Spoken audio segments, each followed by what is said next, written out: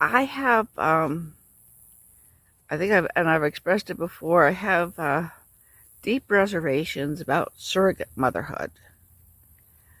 I just have a lot of, I'm an atheist, but I have a lot of reservations about commercializing that particular aspect of life, of having a baby.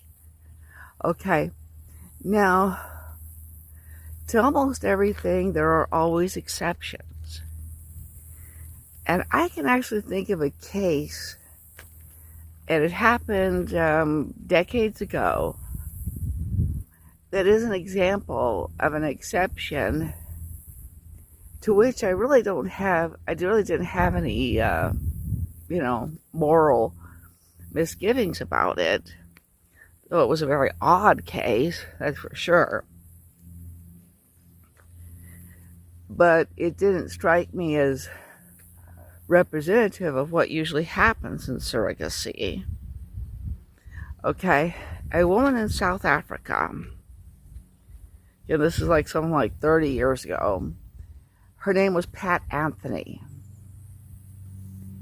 And her daughter, Karen, she had one child, Alcino, who was like something like, I think, 7 years old or something. But when she had four, or I don't know how old, but he was maybe 4 or 5, I'm not sure. But when she had him, I think they had to do an emergency cesarean section, and anyway, she lost the ability to have more children. And she wanted more children. She wanted Alcino to have siblings. And her husband also wanted more children and wanted Alcino to have siblings.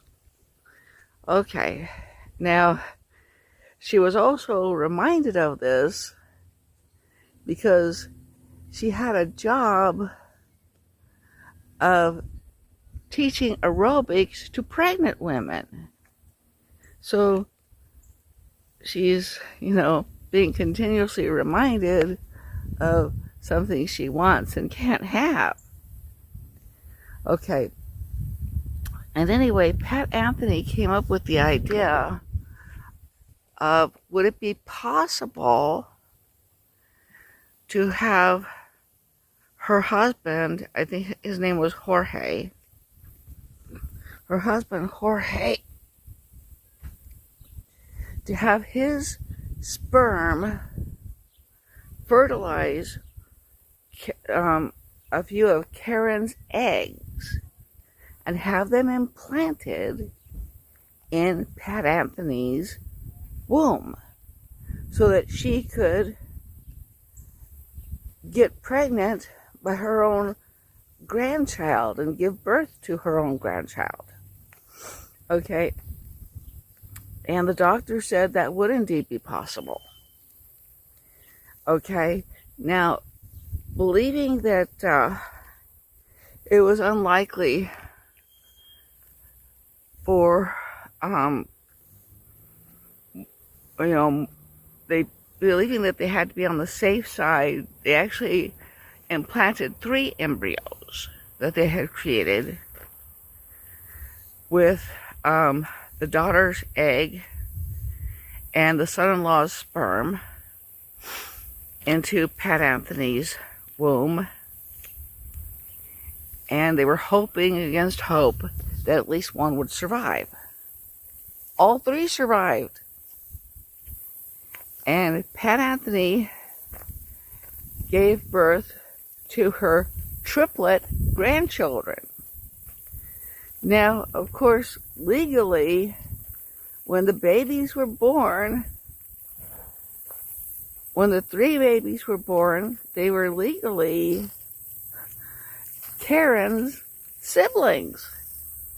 She and her husband had to formally adopt them, and Pat Anthony and her husband had to place them for adoption so that their biological parents could raise them. The biological parents being their daughter and their son-in-law. But anyway, it was a very odd story. It was not representative of surrogate motherhood. And at least, I understand some religious people. I think the Catholic Church wouldn't make any distinction. It would oppose it as surrogacy, regardless of the motivation. But I personally wouldn't find any problem with it, partly because, Pat Anthony was the grandmother, and, she'd still see the triplet grandchildren. I think there might be a little bit of a problem because, everybody who has triplets, you better have somebody in there to help you with